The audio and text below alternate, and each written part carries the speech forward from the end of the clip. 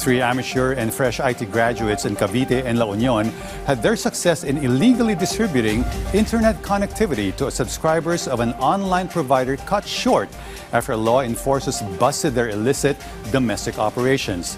And as our Isaiah Mirafuentes reports, the end came quick for these three greenhorn criminals whose dirt cheap internet service was care of the internet provider whose customers they also stole.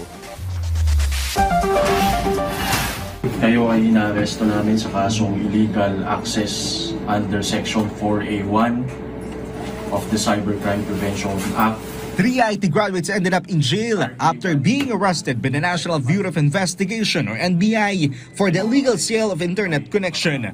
The three individuals were caught in the two separate operations of the agency in Cavite and La Union. This after a well-known internet provider itself went to the NBI to catch the suspects. The suspects' modus, selling illegal internet connection. What makes it worse, they were getting the internet connection from a well-known internet provider.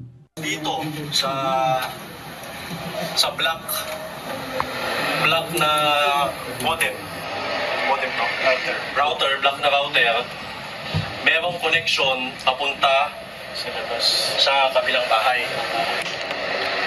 Ito yung line niya. Papunta sa kabilang bahay. When the NBI entered the suspect's house, they found the equipment being used for the scam.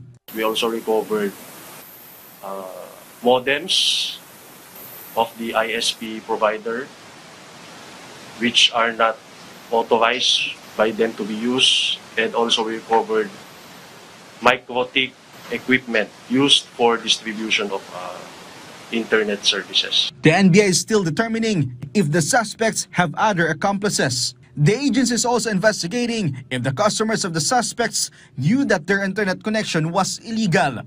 Mag-subscribe tayo, magpunta tayo talaga doon sa opisina ng internet provider. No? Huwag tayong maniwala doon sa nag-aalok through internet. The suspects will face multiple charges including violation of the Cybercrime Prevention Act of 2012. Isaiah Mirafuentes from the National TV for a new and better Philippines.